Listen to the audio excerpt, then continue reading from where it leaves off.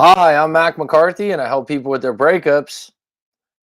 And today, I'm in California, and I'm in the guest bedroom at my mother's house here. So this is a little different setting, visiting the family, and I didn't want to miss too many live streams. So I want to try to get on deck with these regularly. We got one on deck already. The topic is: when is it time to let your ex go? At what point are you done? What closure do you need? I hear this. Wow, 5 people on deck already. Right on. What I hear this all the time from people. They say, "Hey, Clara." I hear this all the time from people. I need closure. I think Clara, actually, you've said this before. You were looking for closure. And it's good. What really helps, actually, and it's what I do in a lot of the coaching sessions, is ask these really good questions. How are you? I'm good. I'm actually visiting family right now. That's why I'm in a foreign looking room right here with the arts and crafts all around me and photos. When people actually used to print their photos, my mom just has like shoe boxes and shoe boxes of photos. So, Clarabelle, thank you. Clarabelle, you need closure. You talked about this before. Let's see if we can unpack this on this live stream since you came on deck, one of the first people and first to speak on it. I appreciate it. So let's unpack a few of these questions for you. What closure do you need? What is there something specific that you're I get angry at times. You get angry at your ex, you get angry at the breakup. Get specific about what you're being angry, what you're getting angry about. Sometimes people will say something like, "We planned to have this." Okay. Because the anger stems somewhere, right? If I asked you, when is it time to let your ex go? Are you in a position where you can't answer that? Woohoo, party time. What's up, Jessica? How you doing? Hope Belgium's treating you well. All the chocolate you can eat. That's such a cliche thing to say about Belgium, right? Chocolate. Um, But as you can see, Jessica, the topic up top is, I think he is mean and calculated guy. But the question is, first of all, Clara, this is your ex, so you've been apart a while. So whatever he does now in his own time's on him. How he affects other individuals on him, not you. And maybe it's a good thing that you're not with an individual like that anymore. Maybe you're better off, dare I say. In the end, it turned out to be not nasty. Yes, I mean, a lot of times you think about these, not just breakups, but the different things that happen in our lives that seem so bad, but with the duality and things overall, there's always another side to it. And someone will say, "Oh, you're just trying to be positive," but no, there's another frame to the whole situation. And if this individual was narcissistic and hard to deal with, at some point you got to go, "Wow, I'm glad I'm clear of those tentacles around me." Um, he turned out to be a nasty guy. Well, you're better off without him. But what are you going back to these questions? When is it time to let your ex go? I mean, when is it time? You probably would say, "I want to do it now." At what point are you done? Because when you're done, you're just done talking about it, right?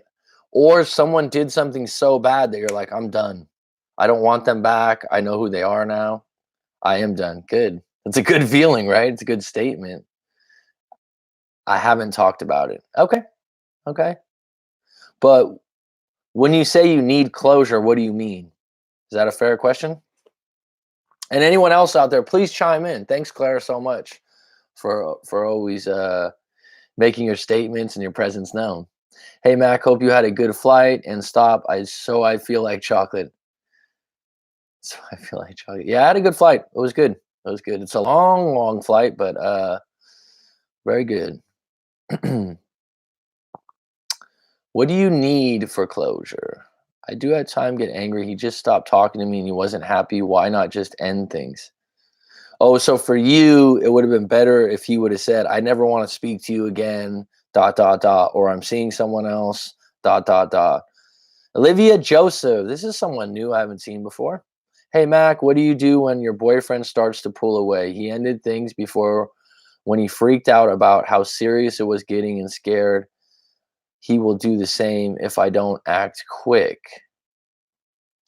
Well, first of all, I don't know why your boyfriend's pulling away. So specific, he ended things before when he freaked out about how serious it was getting.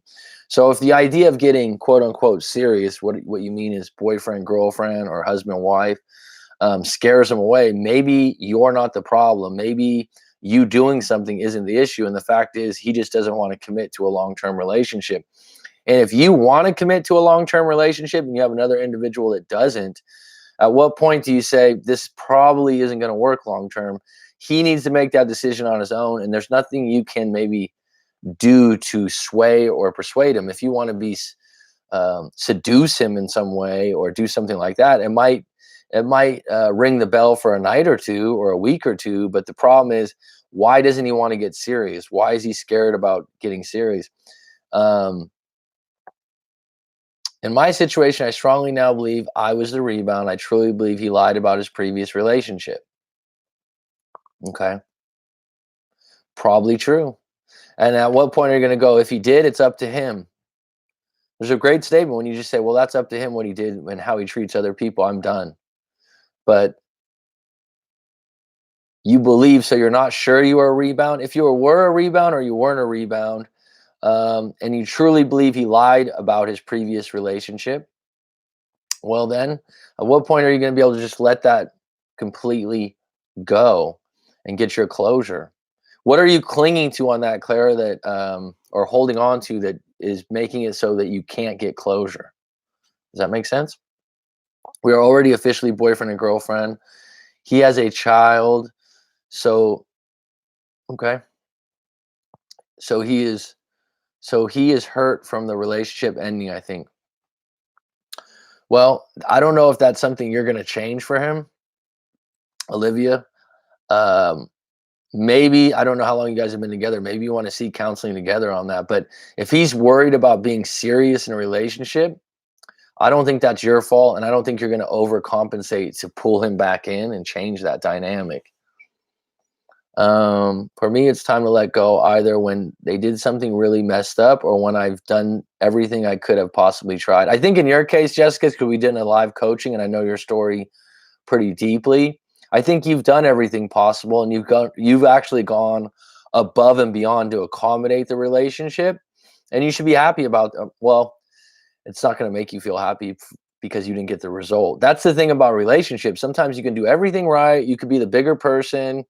You can do, you can surprise them. You could be their biggest fan, so to speak, be there for them, and it still doesn't work the way you wanted it to work out because you're dealing with another individual with past experiences and their own battles. Where when you set your mind to something like a job and you really work hard at it, it works out for you. But in your specific case, Jessica, from what I know, what happened, you absolutely did. And so moving forward, you got to pull that energy away and put it into some other things. You're welcome. Um, let's see here. Hey, Mac, wanted to say hello. I'm busy, but hopefully can chime in. Excellent topic as I'm slowly letting go now. Yeah, yeah. I think it's a good topic. It comes up a lot. It certainly comes up with men and women. And that I think the statement deeper than that is I want closure. And I think that closure, I guess, can be fleeting. Is that the word? It's something that even if you got what would really when you break up and someone says I don't want to be with you anymore and you don't accept it, you're fighting the closure right there, right? Because a door just got shut in your face and you're going, wait a minute, that's not enough of an explanation. There's so many people that go, well, I think they were thinking this, or I think they were thinking this, but your real closure and your real clarity is when they said, I want to break up with you. I no longer want to be with you. And the harshest thing for a lot of people is when they get quote unquote ghosted or a no contact or move on. And if someone moves on into a new relationship, whether it's a rebound or not a rebound, they still are going to not have as much energy towards you or want to get back together. People generally, when they're lonely, is when they reach out or when they're able to reminisce, right? But if they have someone in your place, even if they're not quote unquote as good a match as you are, or they're a bad influence, they still have someone to wean them off the relationship, if you will. All right, let me catch up here. Peppa Pig. Were you on before? I would think I would have remembered that name, Double P. Um, for me, it's time to let go. Okay, I read that already. My girlfriend is friends with her exes. She's been crazy about me and she doesn't hide anything if they snap. So Snapchat. Should I be worried? I wouldn't be worried. I mean, at what level are they friends with exes? If she's crazy about you and you sense that, then you shouldn't be worried.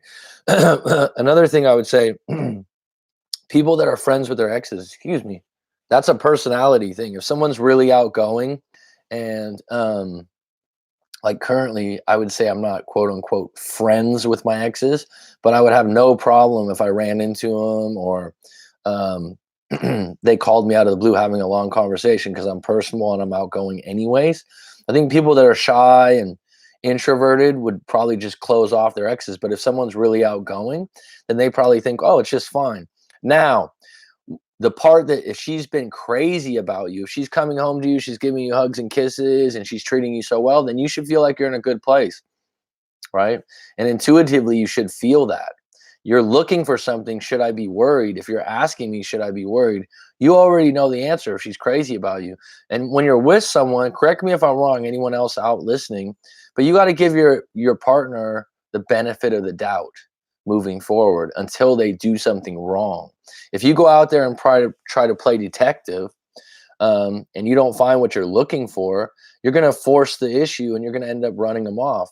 If you find something, fine, confront them on it and ask them. If you find a text or something by chance and you go, what is this all about? This is your ex. I just want to ask you, can you tell me what went on? Fair question. Instead of going, yeah, your ex is texting you again. Yeah, I knew something was going on. That's the wrong approach. Daniel's always on deck. Mr. Montero. Don't think I didn't forget that one. Good afternoon, Mac, even though it's probably not afternoon where you're at. I'm actually back in California, my friend. Northern California. So I am on Cali time right now. That's why I'm in this strange room, this little arts and crafts room. We've been seeing each other for over 4 months, so I should just act normal and let him figure out what he wants. Let me rewind to see what you said in the beginning one, Olivia, because I don't want to be all over the place here. We've been seeing each other for over 4 months. Let me see. We are already officially boyfriend, girlfriend. He has a child. He's hurt from the relationship. Hey, Mac, did your boyfriend starts to pull away? He ended up things from when we freaked out about how serious he was getting. Okay, so I got you. Okay, sorry I was off there for a minute. All right, Olivia Joseph. Sounds like an actress's name. Olivia Joseph, Academy Award. We've been seeing each other over 4 months, so I should act normal and let him. No, I would have a chat with him. Don't make it serious, but go, hey, what's going on? We're at 4 months here, and sit down and see how he feels. But you shouldn't be. If you feel like the relationship's at a point clarify what you mean. What's serious to you and what's serious to him. Melted Blue, how you doing, bud? If you're serious to him, that 4 months is a good time to have a chat and see where you guys stand. You shouldn't just act normal. That would be being fake, because obviously you don't feel normal in the relationship and you feel like you're walking on eggshells, and that's not a good place to be in the beginning of the relationship. Be upfront, be honest, and lead with good intentions. And you have to let him figure out what he wants. You need to figure out what you want. You don't want to be wasting your time. I can already tell you switched from healthy Thai drinks to American stuff with straws. Yeah, that was my juice in my own glass. Yeah. This is a cold brew with a little bit of milk with a plastic cup and a plastic straw, which is really bad, right? Okay, bro. Thank you so much, Mac. No problem, Olivia. I wish you all the best. Melted Blue, you had your story read recently. I hope that went over all right for you. You had an interesting story, actually. A lot of stuff going on there for you. Anyone else want to chime in on the topic? I don't know if you saw that one already, Melted Blue. The topic is, see, I'm in this other room. It just feels odd when you're outside of your comfort zone or your office and stuff. I'm in a window here. When is it time to let your ex go? At what point are you done? What closure do you need? I know if you guys watched my videos, I had a really good video, I thought, with a good story about when I was done on one of my toughest relationships. And that was like, it was hurt. It hurt. It was painful. But at the same time, looking back, it was a turning point because I was like, I'm done. I was pissed, I was hurt, I had all these emotions, but that story I told in that particular video, I was like, man, now I know. And a lot of people will tell me, I just want to know they're seeing someone else, so I'll be done. I just want to know this. And I could see that. Like I talk about a lot. People look for loops to be closed in a story. They want an ending. That's why you even sit through bad movies because you want to see the end. And sometimes in a breakup, you're like, no, no, no, it can't end this way. This isn't the way it was supposed to end.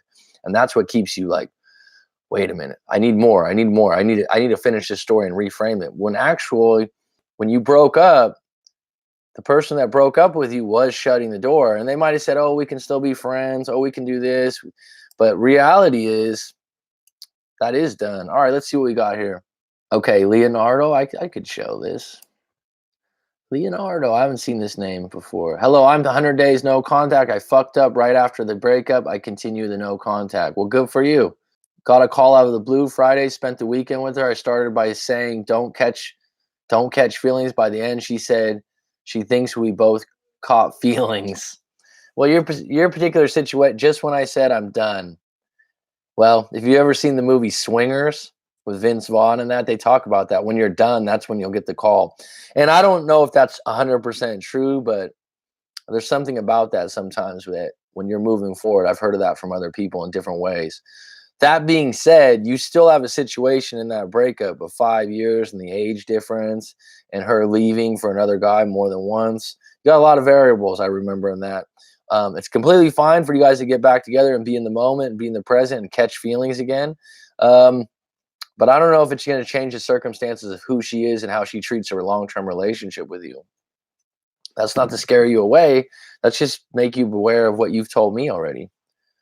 For me, it was when I saw her post pictures of her rebound 1 month after no contact, 2 months after the breakup. Yeah, it's clarity. If you see someone with someone else and you start breaking down the other person, you're like, oh, this person's a piece of shit.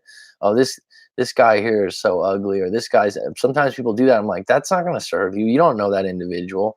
If you see someone with someone new that was with you, to me, that right there in that moment, it hurts. It's like a little stain on the heart, but at the same time, I'm going, I'm not going to get back on deck on this and take a place in line. I'm in no contact still, but I need some suggestions to actually miss her. I don't understand what you mean. To let her miss her, to let her miss you. I don't understand, Leonardo. I'm in no contact still, but I need some suggestions to actually miss her. Didn't go full detective mode to find out she was in a rebound. Saw her snap story after weeks of not seeing her social media, and it just so happened to be with her rebound. That was the ass kick I needed. Well, that's what I mean. Sometimes you get smacked in the mouth or you get smacked in the face, and it's what you need at that time. It doesn't mean it feels good. Just like sometimes people need to get their ass kicked for something they did wrong. Sometimes they need to get arrested. Sometimes they need to get in trouble to go like, wait a minute, let me fucking recheck my life and where I'm headed and what I'm doing. Let me recheck this relationship. Well, if you're 100 days no contact and you're trying to find a way to let her miss you, stop trying. Going into no contact for you. If she comes back, it's a bonus. This idea that you're going to try to make her miss you is going to drive you nuts. And at some point, if you come in contact with her, she's going to smell that on you and it's not going to be attractive. You want to be in a mode where you're moving forward, you're moving crisply, and you're moving swiftly, if that makes sense. You're moving. You're not going, oh, yeah, what if I do this? And then it'll make her miss you. The simple act of being in no contact and you being completely out of their realm and out of their spirit is attractive. And at some point, when she has feelings or she thinks about you, it does work in your favor. That being said, it doesn't guarantee for her to come back. Last night, I saw that my ex unblocked me from Instagram. The only reason I know was because I saw her comment on a mutual friend's picture. So I did the mistake and went on her Instagram page. And what happened? You go back to ground zero. You saw her with some other dudes. You saw her having a good time, and you started coming to conclusions on pictures you don't really know the conclusions of. Saw a pic of her in her rebound, and it made me feel some type of way. She still has a picture of us. It's more of a damn crazy how things change and a little disgust. It did not make me upset. Yeah, but it doesn't make you feel good, right? It's like you're not like, "Oh, that's a great picture of her and her new rebound." It's more like, "Fuck, I didn't wanna see that," because it just, right? It stutter steps you. So, that's why I say just stay off it completely. Everyone always goes, "I shouldn't have done that," right? Well, it brings you back down a couple notches. It's 2 steps forward or 2 steps back when you do shit like that, right? James Kavanaugh. So I block my ex on social media. I don't want to see that trash. Well, that's a way to look at it. To me, like I said, you don't even know what the pictures you don't even know what the pictures mean. I mean, sometimes that's the thing about social media overall. When someone's like, "Oh yeah, I sat down at this 5-star restaurant, had this great meal," they haven't even ate the meal to review if it was good or not, right?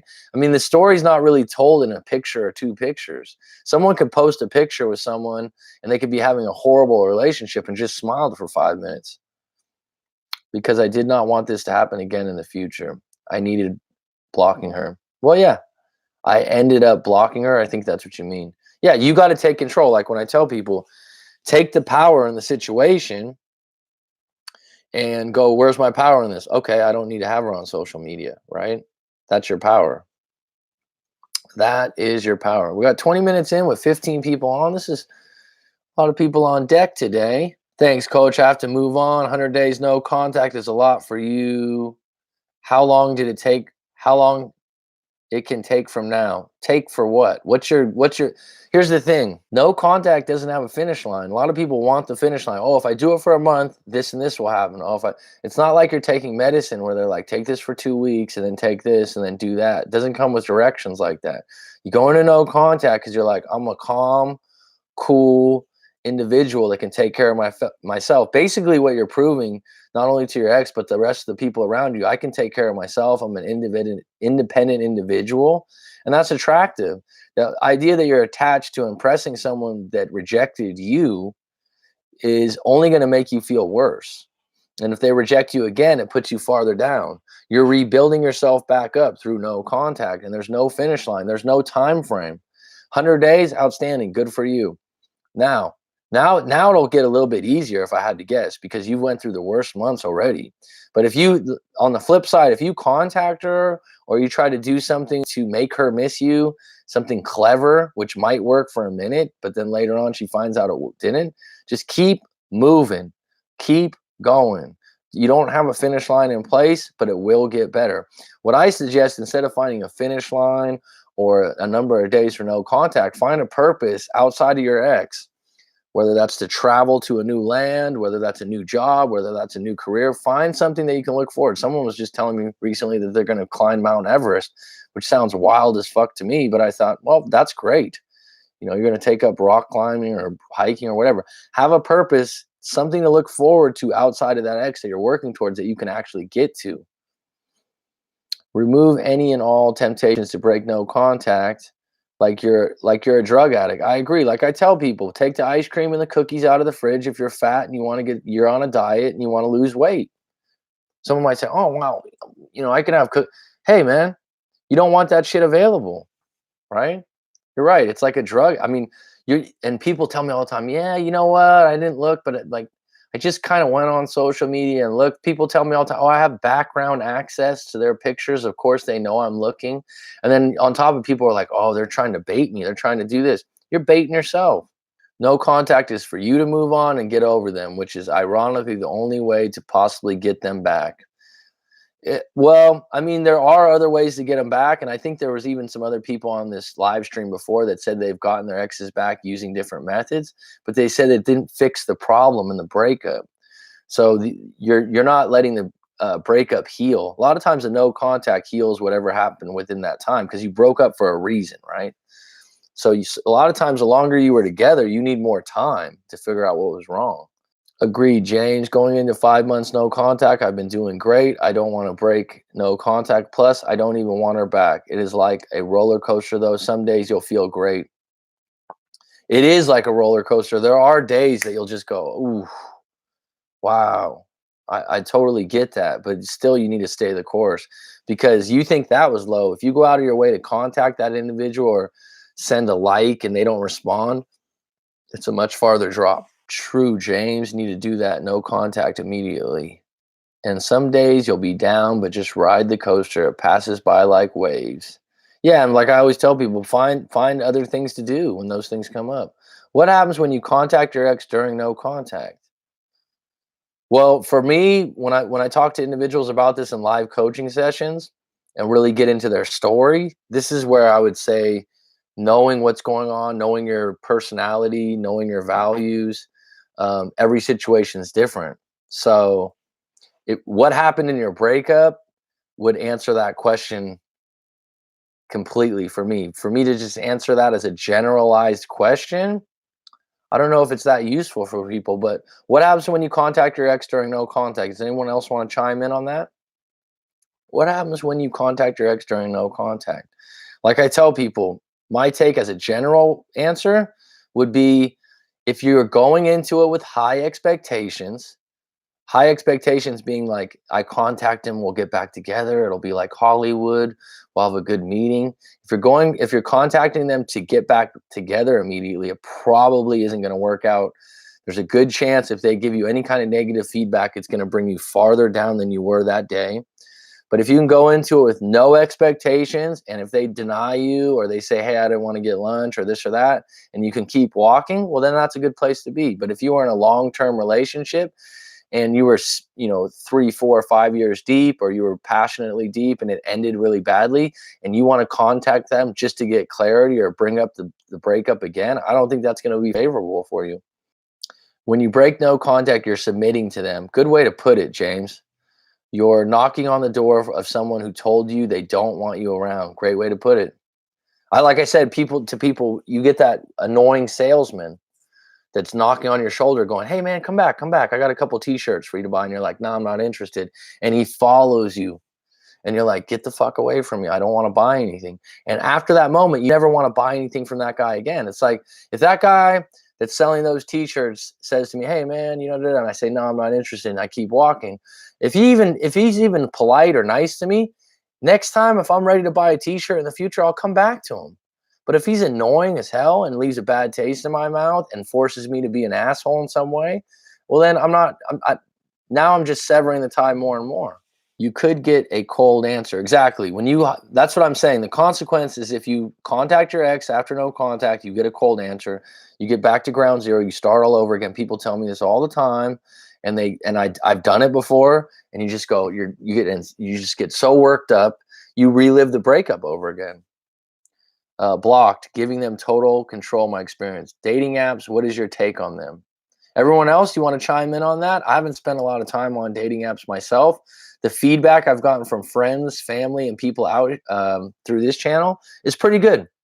It's pretty good, actually. I think that women probably get a lot more views and interest on a shallow level than probably men, but I could be wrong. But there's so many different dating apps that I would do your research on that. There's a client I had that was pretty well off, wealthy, and he was doing some really expensive ones, and he'd ask me about them. I'm like, I don't really know the background on them, but being that he had more money, they were much more almost like matchmaking. They would get you involved with someone that met up with your values and it ended up working out really well with him. And he's with a new girlfriend. He's really happy, and he had a few different options. And I'm sorry, I'll email him and ask him what that dating app was, Clara. Like I said, I think it was a little bit expensive, but it was one that I hadn't heard of before. But what I would say about dating apps, if one's not working, I would not discount that all dating apps are bad. Maybe try a different one. Do your research on them. Why do exes get angry with you when they're the one who wanted the breakup? Claire, that's a generalized statement that is not always true. It's true in your particular breakup. It's true in other breakups, but it doesn't happen all the time. So why do you get exes get angry with you when they're the one who wanted to break up? So you're in particular case, this must have happened to you. I haven't had it happen to me. A lot of times an ex has pity, or they're sad, or they're, in this particular situation, if someone's getting angry, they're probably offsetting the fact of they're creating a situation where you're the bad guy. And I've said this before, a lot of selfish people in breakups will they want to break up, but they don't want to be the bad guy. So if you do one thing wrong, they'll blow it up and they'll create a situation where it makes them feel better. Like, oh yeah, you did that. You created this whole problem. When in reality, they were already out the door looking for a reason. Dating apps are a complete meat market, women seeking validation and men being thirsty as hell. Could be. Like I said, I've known people that have done well with them. There's enough different dating apps that I wouldn't say that all of them are the same. I don't know enough to judge that. I've heard, like I said, I've heard mixed reviews. Um, but I come back to dating being a demographic game, and I think a lot of people don't think about where they're going to meet people. I know in my personal relationships and women I've dated, I usually meet them at work or at school. I'm not in school anymore as a student, but I meet them in those kind of places that I frequent regularly, and you get to know someone. My last girlfriend I met at the gym, and before we went out or I asked her out, we had seen each other multiple times, had small talk. It was really casual. And a lot of times we're attracted to people we're familiar with. And that's why you date people from work. So saying that, what I would say is put yourself in a position where you're coming across more like-minded people. So if there's some kind of work convention in the medical field or something like that, go to those conventions, not because you're trying to meet someone, but you're trying to meet more like-minded people. Demographics is big. If you like wine, go to wine festivals. Um, Yoga. I went to yoga for 3 or 4 months. Wasn't very good at it. I'm not highly flexible. It was really difficult actually for me. But the people you meet in yoga class are all so kind and nice and outgoing. People are in pretty good shape. I mean, you don't meet someone in yoga that's like, oh wow, that guy's a real jerk, or she was so rude to me. That's a nice setting to try to meet some new people, or not try, but be involved, and you're all doing the same thing. So change your demographics and write out the kind of person you want to date and where they would hang out. I have a friend that has always dated nurses and doctors, and I'm like, where do you meet? He goes to a lot of cafes. His job's near a lot of cafes near a hospital, so he meets these women sometimes at these cafes that are nurses and things. Granted, I met my most recent ex on Tinder, so I might be biased. We're all biased, dude. That's the thing. We're all biased. We're all biased with our opinions, and that's why when I look at people's stories, I'm like, it's a benefit that I don't really know you, because I can't be biased. Thank you for your advice. I texted my ex once after 2 months. She's texted me about 8 times, and I went out with me once after we broke up. I thought I could ask her out again, but she was playing games. Well, you got to ask yourself, where's your control in the situation? Where's your power? And then take it, right? A lot of times people are sitting there going, well, she said this, she said that, or he said that. Well, they're controlling the relationship. Exes that become cold and distant with you, no begging, stalking, or pleading. What causes this? Well, that's their personality and their values, and that's how they hold things. Some people are really stubborn. They always have to be right, or they're wrong. They have to win things. And people like that tend to, in a breakup, close people off. But it could be a variety of reasons, but it's not one size fits all, Claire. It could be a lot of different things. And that's why your individual story with your individual values and the other person's values, they all mix in. But a lot of times if an ex comes cold and distant with you, they've probably moved on with someone else. Probably. Not always. They become cold and distant because they're trying to distance themselves from you so they can move on, so they don't give you false hope. That's also true, James. So that could be something where they've met someone else, or they do not want to give you false hope, which is not a selfish act. I've had people say that before where they're like, oh, they said they didn't want to give me false hope. Well, it's not what you want to hear, but that's what I'm experiencing now. She's going through a separation. Ha ha ha ha ha. Interesting tag name here. She's going through a separation. I didn't want her, but she came on to me now. I love her, and she's back all the way up. I don't understand. I don't understand, ha ha ha, the full situation of what you're talking about. I didn't want her, but she came back to me now. I love her, and she's back all the way up. Oh, I mean, you guys broke up. She's all back in. Good for you. I mean, the thing about breakups and relationships compared to most things, if someone says like, oh, this is compared, like studies show Like you look in magazines, oh, studies show that this may. A lot of people lie about their relationships. So I mean, I don't even know where these studies are done. And also, being that the whole world's in relationships and cultures are different and values are different, it's really hard unless you know exactly the individual's situation. She's totally backed away from me. Oh, okay. She came on to me now and I love her, and she's totally backed away from me. So she's playing games with you. And that's the thing. If there's games being played, like I said, she could be weaning herself off the relationship, or she's, 1 minute she's in and 1 minute she's out. But usually a breakup takes time for the smoke to clear. And there is a certain level of people, I want her so much, but I have to go no contact. And you know what? Whenever you feel like you have to do something as a human being and as an adult, you feel like I don't have to do this. I get people like that a lot. They'll be like, "Well, you're saying no contact. I know you say this in your video, but I can't." I go ahead and contact them. Go ahead. You don't have to do anything, because psychologically, I don't want you to feel like I have to do this. You should be doing this like this is the best thing for me right now. See how that frames differently? This is the best thing I could be doing for myself right now, rather than saying I have to go no contact. I have no other choice. I'll never speak to her again. It's just a little more dramatic, and it trips something in your brain to go, nah, I don't really want to do that. But if you go, no, this is the best thing for me moving forward. This is gonna really help me out. Reframe it. No contact is hardest and easiest thing to do at the same time, but it's the best option. The only way to win is not to play. Sweet. I like that, JC. Nothing I do is being reciprocated. She's pushing me away. She's not pushing you away. She's not being receptive, right? Um, and at that point, like James just said, stop playing a game that you're not being, you're playing catch and she's just taking the ball and just dropping it. You know what I mean? So, yeah, that simply put, I'm not going to, what are the other options then? Keep banging on her door and saying like, let's go outside and play. No, she's rejecting you. You need to move forward. And the reason no contact works is because no contact works for you to move forward. And it works as an attractive way to show her that you don't need her. You're a strong, confident individual that's calm, cool, and collective and can take care of yourself. So that's a big thing when people are like, wow, you can take care of yourself on your own. You're a real adult. And there's a lot of people that's one of their biggest issues, right? You cut anchor and find better fishing grounds.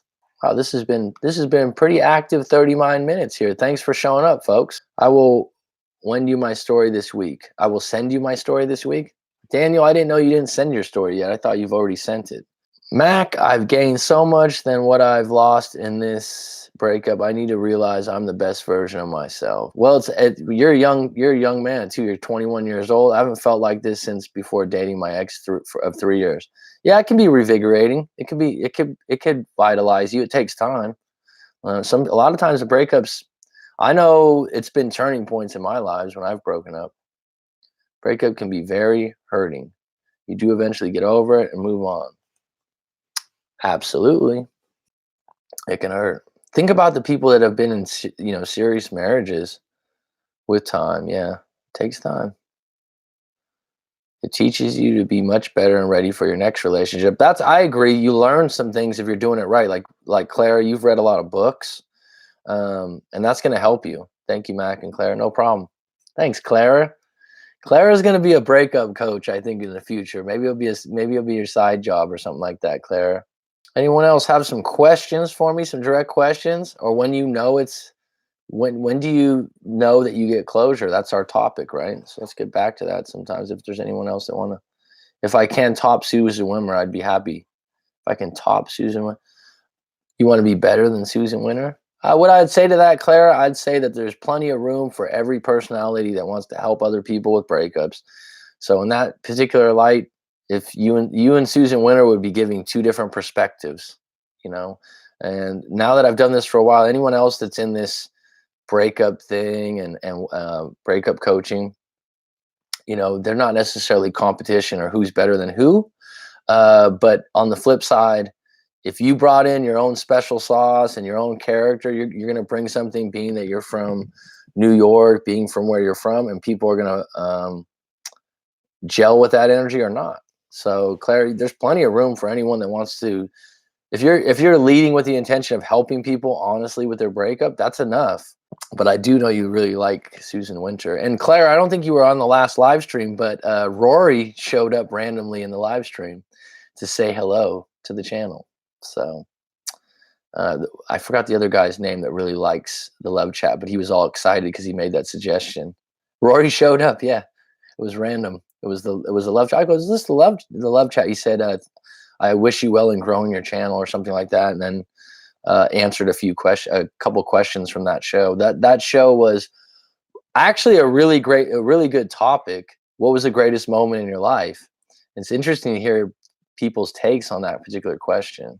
I have some issues in finding a good purpose, coach. That's important, man. How can I donate to this channel? Go to rightmac.com. So I know there's a way to do that on this live stream that'll eventually happen, and there's a donations page. Thanks for asking, dude. Thanks, ha ha ha. Send your story in if you haven't sent it in, and maybe I'll give you my take on that. I have some issues in finding a good purpose, coach. I mean, finding your purpose, go back to what it is you really enjoyed as a kid, what you vibed with when you were younger before people put limitations on you. A lot of people become opportunists rather than specialists because human beings will find opportunities. It's like, let's say that you have you come out of high school and you go, I want to go to college, right?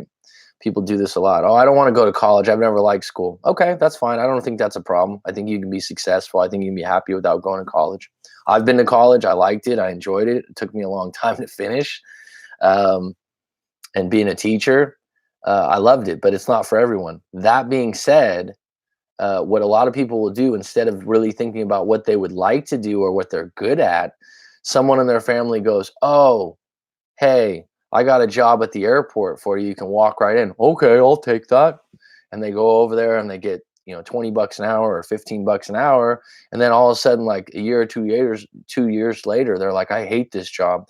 Well, you didn't really want that job. You just had an opportunity given to you. So when you get to your purpose and you start thinking, what do you want to do? You really have to mind map, take some time journaling, and really think about what you're good at, what people tell you you're good at, what really excites you, and who you believe you are as a person, and where you can help people in the world. Where do people ask you for help? It's like before I did breakups, I had people asking me for breakup advice all the time, and it fit like a glove for me. And when people would be in it, I would immediately just go into a mode of like, let's get coffee, let's get lunch, let's talk about it. And people would be like, damn, you're really good at this, actually.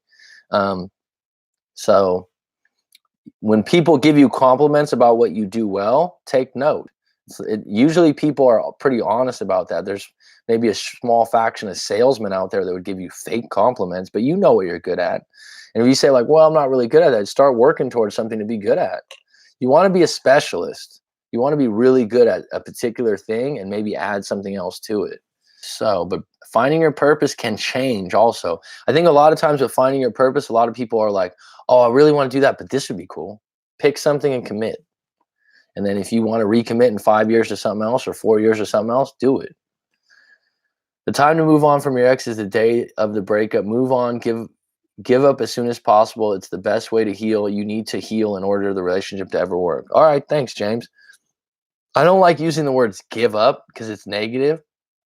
Excuse me. It's a little bit negative and people don't, gel with that. But the rest of your message,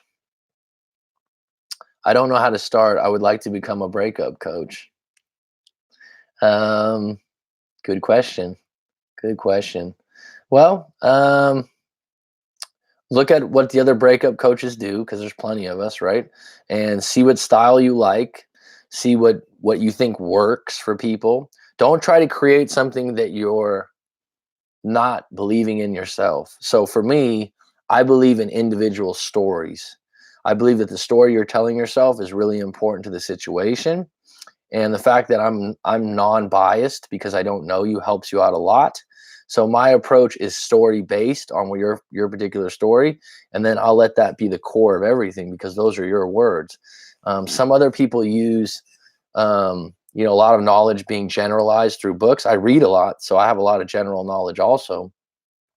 But have some kind of core that you got maybe from another breakup coach, the idea of how they treat things. Send someone like myself an email, and maybe you ask to talk. Like if you said, Claire, if you said, hey Mac, can I just talk to you about what you do and how you go about it? You know, maybe I'd take some time out and talk to you about it. So those are a few different things. Find a mentor that's doing it and that you like their approach. And don't try to be everywhere and everything. Specialize in your certain kind of thing. Like I said, mine would be story based. Someone else might give generalized knowledge more. Someone else, like the Love Chat, he's a behavioral analyst, so he's backed by science, right? Good for him. You know, Craig Kenneth is a master's in this. So find the ones that you like, and then put your own little remix on it. Does that help you, Clara? Hope so. Thank you, James. I love video games. As a kid, my ex would always bash on me and say video games are stupid. You know what? I've never been a video game person. I've had some recent friends like, let's play video games. I'm like, dude, I've never been into them, and I'm not going to be into them in my late 30s. But they are, I mean, there's some people love them. I have a few buddies that still play. Even when Nintendo was big when I was a kid, I mean, I played Contra and Mario Brothers, but I wasn't addicted ever. When you want closure and you just start talking to your ex, how do you ask for it? I'm sorry. When you want closure and just started talking to your ex, how do you ask for it? Or when is a good time to ask for it? Well, Melted Blue, I kind of know your situation, so I can answer this question. In your particular situation, I don't know if you're going to get closure from the fact that she left and she went with another guy, or the fact that she basically cheated in the past. I think that you either need to accept that and forgive her without bringing it up multiple times. I don't know what you're seeking. If you're seeking another apology from her or some kind of guarantee, you're never going to get the guarantee. But I don't know when a good time would be to ask for that. I think that if you're talking again and you want to regenerate a new relationship and get back on deck as a boyfriend and girlfriend, a long-term relationship, then you need to be in the present and regain a connection and have fun. And whatever happened in the past, you need to be able to say, you know what, it's okay. I'm not going to bring that up again because we're moving forward. Because bringing up the past, if they've already said sorry, that's it. That's it. You can't keep bringing it up. It's not going to make them feel better about themselves or the relationship. Moving on from your ex doesn't necessarily mean it's over forever. Good point. It just means you're not going to be emotionally attached and compromised. It's taking your power back. They kicked you out, so leave. This is the gospel today from Mr. James Kavanaugh. I really needed to hear that, James. You don't need closure. Does it really matter why they left you? That's a good point, but it doesn't erase the fact that people still do need it. And they, like I said, they get caught in a loop where they start to say, and this is why I say, again, every breakup story is so different.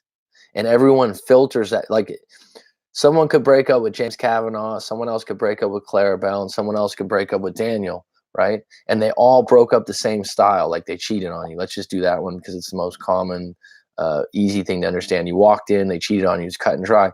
But all three of you would have different storylines to that breakup. That's the crazy thing. You think like, oh, well, this, and this happened, so this happened. Maybe James Kavanaugh say, I'm absolutely done. I can't believe she cheated on me. I'm dust. I'll never talk to her again, whatever.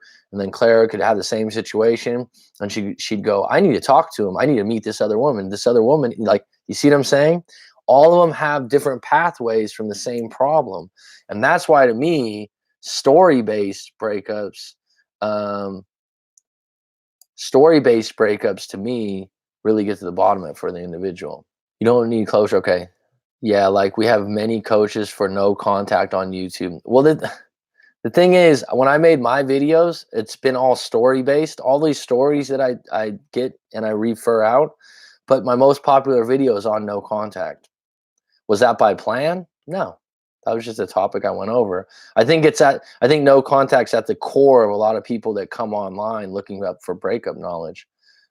Has it been overdone or a lot on YouTube? Yeah, but so has everything else. I mean, if you go to say like, let me cook the perfect hamburger, there's going to be 1,000 recipes for hamburgers. So,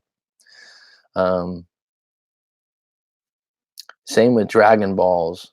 I tried to get her to watch the show with me. She would always say it's a stupid show, but a month ago she added me back on SC and sent me old VCRs of Dragon Balls. I don't know what Dragon Balls are. I prefer being authentic. I think authentic's the way to go on YouTube because people are tired of fake people. I know you like Susan Winter. Okay. Okay. Susan Winter is cool. It's valuable to men to hear a woman's perspective on breakups. Okay. I've seen her once or twice. Good. Whatever you get help out there and you think it's positive, go for it, man.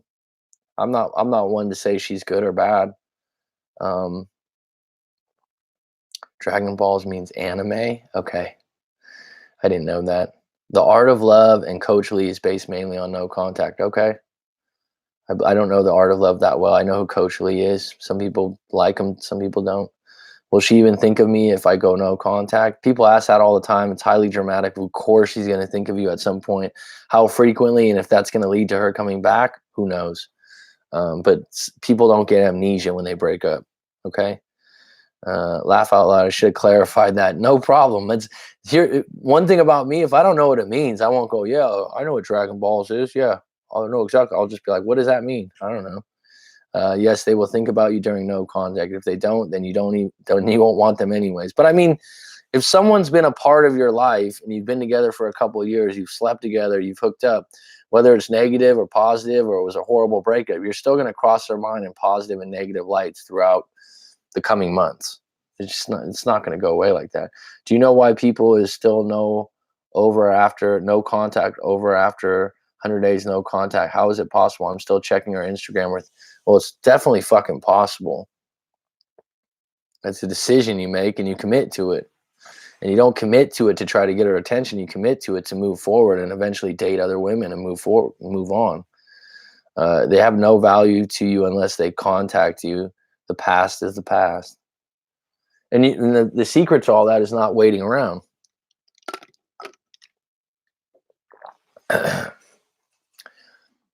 Just a quick thought for you, Claire, if you're still on deck here. Maybe you should contact Susan Winter if that's your favorite and say, hey, I want to be a breakup coach, and ask her if she can give you a little bit of time. Because moving on is hard. However, not all relationships are meant to last forever. Absolutely true. Absolutely true. You know, and Claire, to take it a step further, you've been on a lot of these different ones. You know a lot of these different ones. Steal like an artist, and whatever you like, take that from one coach or one of these other things, and then put your own spin on it, like you said, to be authentic. But it takes time. You know, you got to make the videos and put yourself out there and make yourself available to people. So anyone else have some questions here? This has been nice. 55 minutes. We've had a nice little set of people. People, throw some likes up if you're liking what's going on here. When is it time to let your ex go? At what point are you done? And what closure do you need? Those are questions to answer for yourself. These are questions on the show right now, this live stream.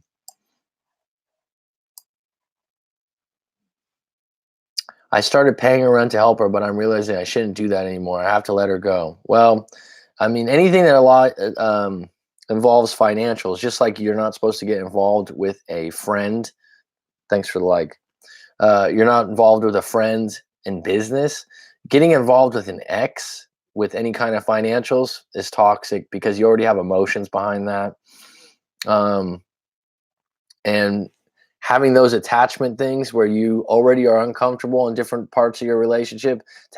Cheers, lad. Thanks for the like, whoever that was. It just adds too much. And once you're broken up, unless it's your pleasure to, help them out financially, or cheers. Thanks for the like. It's your pleasure to help that person out and you really want to. But if you're thinking like, oh, I'm helping them out and they're not even calling me back, then that's tied into two different things. It's going to frustrate you. No contact is not to be weaponized. It's not meant for you, but not forever. There is a time when we all have to move on. True that. You like that statement. No contact is not to be weaponized. You always say that. That's a good statement. That's true. It's funny how when you watch YouTube and you have people that have their different shows and stuff like that, and they'll have certain sayings or certain things that they say over and over again. You're like, God, they said that again. I'm sure I have a few, or stories I've repeated. Because when you talk this often, certain stuff comes up over and over again. Why is that when I try to move on, I can be feeling great for days and days, and suddenly one day I'm a pathetic mess? Well, don't you have bad days even when you don't have an ex though? Um, don't fight being a pathetic mess. Deal with it up front, right? And what usually is, Jessica, is that um, that's triggered by something. You know, you start your day off with it's the time of the month, right? Maybe you had your period as a woman. Maybe you had traffic all morning. Maybe you had your boss yell at you, and that just triggers to think about, oh, oh, oh. You know what I mean? It's like momentum going down, and then you're like, oh, and then this breakup, he's never going to talk to me again, and it just stacks. When you get like that, you got to step back, take a deep breath.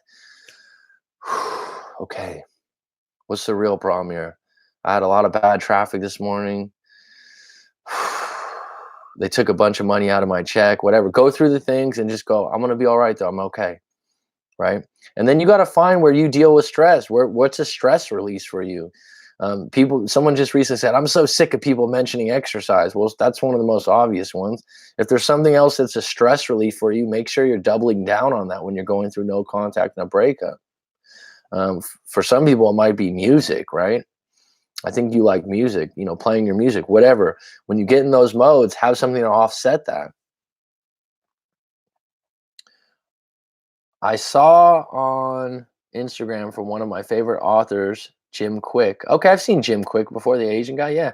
That 3 greatest life lessons are empty pockets, failures, and heartbreaks. Could be true, man. Because you are always human first.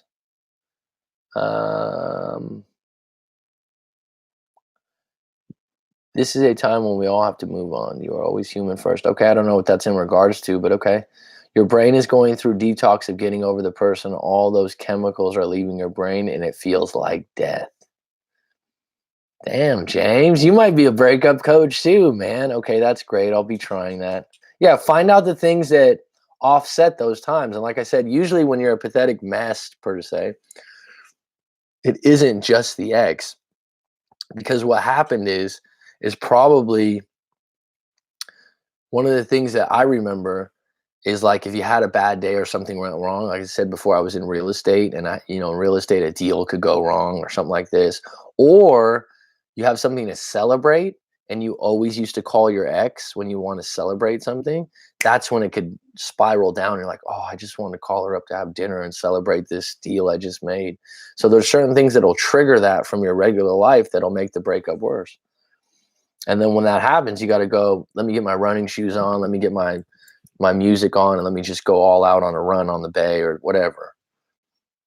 Trey Pickens, I don't know if I remember that name. My ex just broke up with me a couple days ago because she said I was controlling her and that I never tell her how I feel. I was with her for 1.5 years. What should I do now? I love her.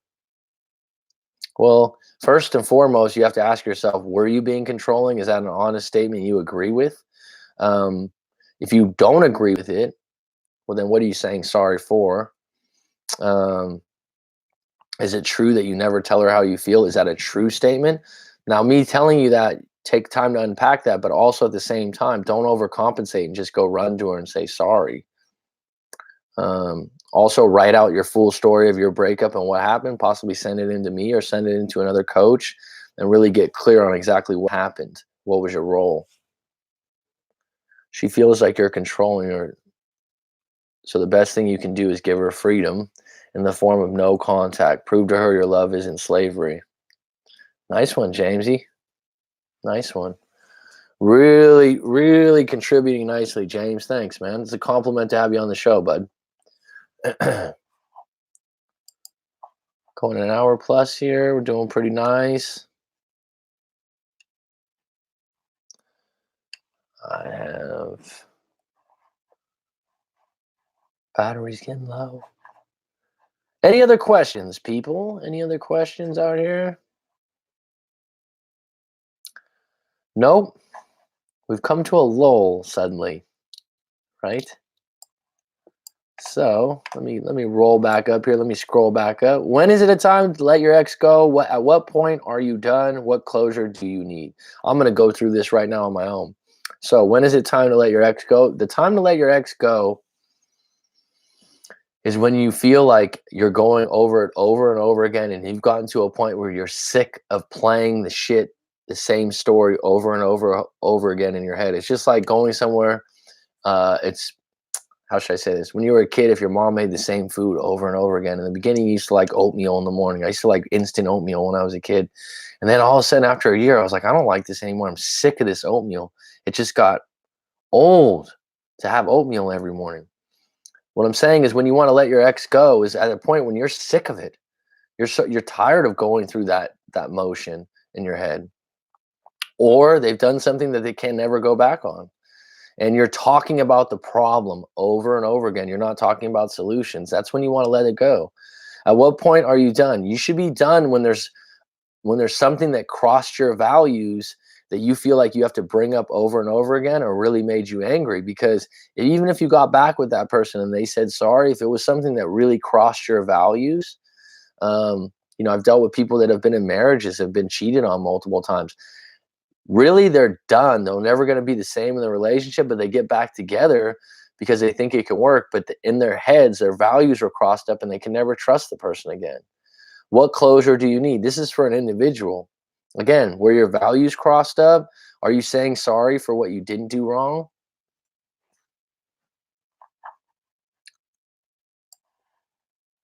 Mhm.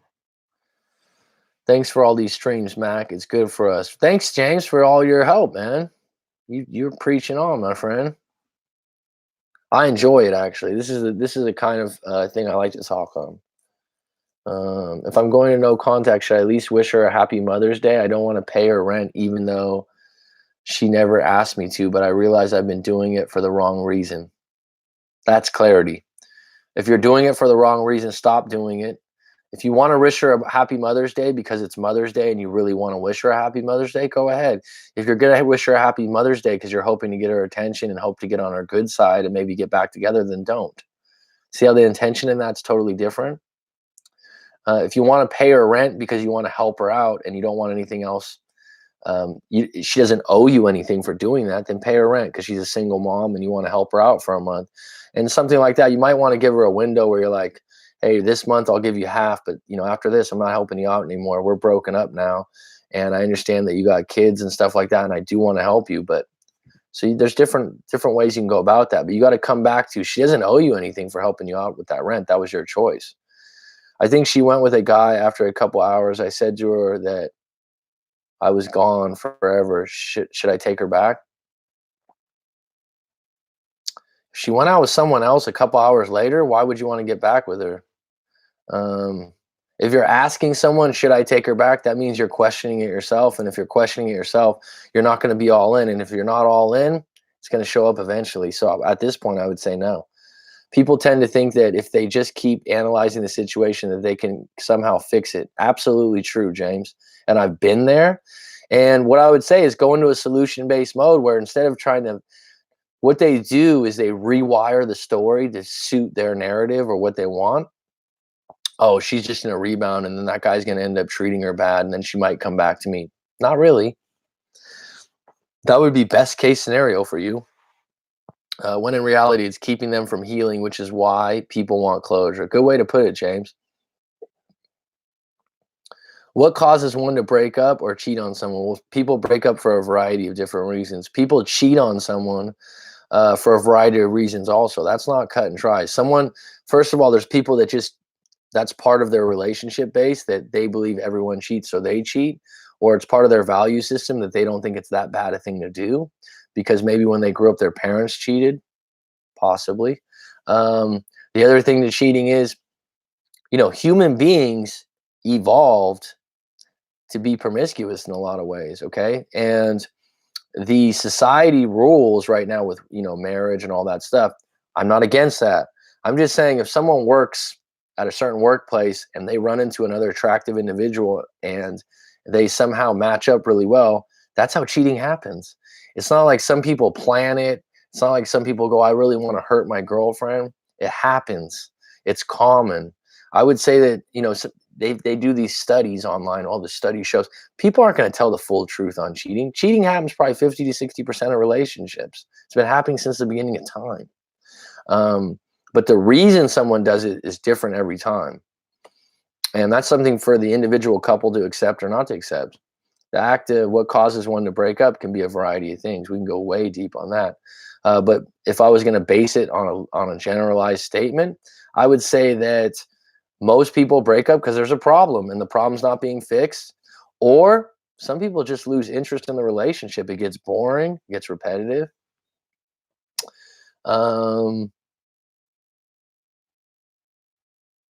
It wasn't cheating, but still she went with a guy intimately, I think you're saying. Well, if you're clinging to that now, you're probably going to cling to it if you're in her presence also. So you need to let that fully go before you could ever think about getting back together. Because if you bring that up, you're just going to kill any chance of getting back together. How come our mind rationally says time to move on, but our emotions won't? Well, I'll tell you this. If your mind's saying that, it takes some time to register, but that's in the right direction. Is there a way to sort of train ourselves to move more balance there? Repetition, hypnotherapy, which I always recommend, but not many people do. Hypnotherapy is great. Hypnotherapy and repetitive work like no contact works, and keep putting yourself in situations of new things. So like I said before, a lot of times, I think with Jessica's situation, you were in a long distance relationship, so you spent a lot of time on FaceTime and those kinds of things. You spend a lot of interaction in certain times of the day. Those times of the day, do not be at home when you used to talk on FaceTime. Be out, be active, be doing something, because the mind's triggered by certain times of the day in certain areas. It's like when I walk into my mom's house in the kitchen, I just think about eating because they have so much food here all the time. And my mom's always going, "Did you want something to eat? I'll fix you something," right? Because that's what I know from that kitchen. Now, if you go to my house, I usually just buy food for the first 2 days. I don't have a bunch of food in the kitchen. Sorry if that's a bad analogy. I told her I would help her. That's why I've done, just to keep my word, but she's living her life and doesn't even contact me. Well, if you're bitter that she doesn't even contact you and you're paying the rent, then you need to say, like, give her a fair warning and just go, "Hey, look, it's time for us to cut ties," and you'll see where she really stands. Nike One, always a pleasure, my friend. I'm doing well. Thank you. Ha ha ha ha ha ha. She told me she wants to do the separation and divorce in the correct order. That's what she can't do this with me. She wants to do it right, but I can't do it. All right, guys, I'm going to take a quick break here. I'm going to be right back. You guys can continue on. Throw the questions down there. I need to grab my battery real quick.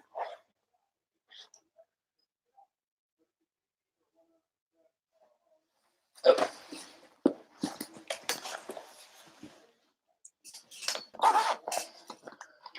Quick break here. Little technical difficulties. Mac, are you back in the States? Welcome home, bro. Yes, I am, sir. California. Northern California, my friend. And it's kind of funny when you're back home, just to see the differences. There is some differences too. All right, so who do I got here? She told me she wants to do. She told me she wants to do. So she's telling you what she wants. What the fuck do you want? First of all, come back to that. Separation. She wants to do the separation and divorce in the correct order. That's what she can't do. That's what she can't do this with me. She wants to do it right, but I can't be in her life. Sounds like she's giving you directions. What do you want? What's fair? What do you feel like it's the right thing? But doesn't that sound selfish? Who's reaping the benefits? Right. I mean, again, lead with good intentions. And sometimes people let someone lead because they think it'll make them on better terms with them. But in the case of divorce, when there's assets and different things like that, I've heard a lot of people go, "Oh, well, I'm going to give her this or I'm going to give her that." And that way she's, well, if you give her that and you give her this and you think that somehow that's going to get you back together and it doesn't work out, you're just going to be more bitter than ever because you're making a covert contract that she doesn't even know what you're doing. That long-term ex I had told you about that I spent 17 years with and been split up for 3 years, well, guess what? Who reached out to me on Friday night. Well, that's random, Nike One. So is that a good thing? Or I mean, if you guys were split up 3 years ago, the smoke is cleared. So if you want to revisit something, I don't see a problem there, Nike One. And you seemed at peace when you talked about her. Me and Nike One did a live coaching, so that's what we're talking about. Mac, are you back in the States? Yes, I told you that already. No way. Let me grab the popcorn. Tell us more. I've never felt this way for any woman. I lost my self identity, and she's well. That's a big fucking statement. Ha ha ha. Did you like your self identity before you lost it? Would be my question. Um, being aware of that is a good thing. She says that she lost attraction for me over time due to how I've responded to her backing away. So she wanted you to fight for her. This is a statement I hear all the time. Have you ever? Let's get Clara's take on this. The future breakup coach, Clara. Have you ever heard this statement where you want someone to fight for the relationship? Has anyone else had this before? I hear this from people a lot. Guys will be like, "She told me I needed to fight for the relationship." Um, I mean, what does that mean? Because you're the way it sounds. That sounds. She lost attraction for me over time due to how I've responded to her backing away. And how did you respond to her backing away? Did you know that she was backing away? That's why she lost attraction, because you lost your own identity. Exactly. Well, I mean, you lost your identity to the relationship. People are attracted to strong, independent people. Preach on, Mr. Kavanaugh. Preach on. Um, yeah, and you know what the thing is about your identity and your values? You can change them. You can absolutely change them for it. It's hard to fight for a relationship when this person probably more than most has already mentally left the relationship. Okay. I just wanted to get your take on that because I hear that a lot. Um, and sometimes I'm like, people throw out fodder and bullshit because, like I said, they don't want to be the bad guy. So they create this situation when they might have been checked out already. I was desperate and needy. I've never done anything like this before. Yes. No contact will show her that you can be strong and independent without her. Yeah. I mean, the no contact seems like it's over and over again, but a lot of times it's the best thing to do. Jessica, yes, she did. It was a long road, begged, pleaded, eventually got to place emotionally now where I don't want her back. And she was my first love, thought she was the best thing to ever happen to me. Well, that's a good place to be in, though. It feels good that she contacted you and you're in a place where you're not bitter or angry. And right now you're in the driver's seat if you want to hang out or if you don't want to hang out or if you just want to have a phone conversation because you healed from that. So you're in a position to be neutral to any kind of outcome. I've moved on from her. It was nice. Stoke to my ego, though. People that will never forget how you made them feel. Yeah, absolutely. That's definitely true. That's how to win friends and influence people. I think, yeah, that's like 101. Yeah, it's a good position to be in, though, right? Nike One. I mean, like that she called, and you're not like, oh my god, she called. What am I gonna do? Just like, oh shit, hey, how you doing? And you just have like a nice casual conversation to see where it leads. Exactly. Mo- most, they already are mentally checked out of the relationship. Like I said, when people are like that, though, they get devious because they don't want to be the bad guy. Okay, that sounds like a great position to be in. Nike power to you. I would always leave her whenever her anxiety would get triggered. She would always say, I never fought for her or that I didn't care. That statement comes up all the time. And somewhere else, I was just listening to an audiobook and someone was saying, like, oh, good relationship should be effortless. And I would say it should be effortless more than it's not. But this idea of, I just don't relate to fighting for the relationship regularly. I would have to know specifically what that was over. But the idea that she has issues in your particular case of anxiety and she was triggered by particular things, that's something someone either wants to deal with or not. And anxiety is one of those things. There's combative things you can do for it. So the hardest part of moving on from him is getting closure for myself and beating myself over of what is.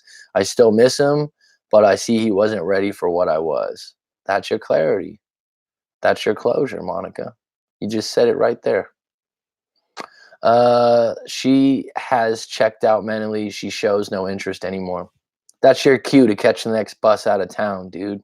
Go all in on no contact, stop paying her rent, and find yourself something that you're interested in as a future purpose or a future plan that you're going to get excited about, and put that money that you've been spending on her rent somewhere else. And by the way, if you've been paying her rent, helping her out, I think you said she was a single mom or a mother, maybe not your kid. You're doing the right thing and you're doing nice things, but at some point you need to hold the line and move on with your life. Came to Max show about a different breakup. I'm dealing with that emotion. Remember, it takes two to make a relationship work. Why are both of you fighting for the relationship? Yeah. Well, I always tell people, a lot of times we get into a talk or something, I'm like, are they meeting you halfway on some of these things? I mean, some things are negotiable, some things are non-negotiable, and then some things it's like, can you meet me halfway? And sometimes when people aren't even trying to do that, that's when you're like, all right, wow, you're not even on this. That's why I don't need to hang on by paying her rent. Well, hopefully what we just chatted in this live stream, sometimes you talk about these things and everyone else thinks they're really simple things, but when you're in the trenches of the relationship and the breakup, it doesn't seem so easy. But I've talked to people and they're like, yeah, just had to get that out, kind of get more and more clear on it and what your intention was. Thank you, Jessica. I really did a lot of work and soul searching on what I want out of my future partner that long-term ex will never offer me. Nice work, Nike One. Can't wait to get to the point where you're right now, Nike. Awesome stuff. Yeah, Nike One's in a good place. He's in a really good place. Jessica, you're in a good place too. It's not all bad. I've talked to you in the live chat. You're going to be okay. It's going to take time, but you're going to be fine. You got a lot going for you. Sometimes people in breakups, there's all these little fires going on that they had. You have there's people that have family problems, people that have work problems. Someone lost their house in a fire. There's all these other things. And you imagine that happening when you have a breakup. I've had people like that have been in the middle of a natural disaster when they broke up and this and that. It's like, if you just are dealing with a breakup as your one big problem, and your job is pretty good, you got a house over your head, you're taking care of your finances, you got a good family life, well, then you got a lot going for you, and you're going to get out on the other end of this. And it's going to get better. It's going to get better. Half of us are going to be like Nike one day. You're going to move on and realize you don't want that person back at all. You just want your ego healed when they rejected you. A lot of times that's the case. Not always, but people do want their ego rejuvenated. And a lot of times people will tell me, I'm like, why do you even want her back at this point? I mean, let's be honest. If she came back all in, and I've had multiple guys tell me this, they'll go, well, I just want to be able to tell her I don't want to be with you. And then they'll be like, I didn't even know I was thinking that until I unpacked it. Thanks, Mac. I'm trying. It gets hard some days, and I definitely have triggers, and some of them are really stupid. And they're stupid. I mean, they're not stupid. They're just your triggers. You know what I mean? It is what it is, right? I mean, there's certain things now that will remind me of an ex or something like that, and it's just your mind. It's the way your mind works. She's going through a separation. We were together until we agreed that she has to close the chapter in the separation and divorce before we continue. But since I've wanted her more because rejection. Well, you guys are married, right? Too. So marriage is, that's another layer of commitment that hurts. Just ride the wave. Jessica, I know how it is. Right on. This is a little support group here, huh? We got ourselves a little support group. This is nice, guys. Now you guys are getting to know each other.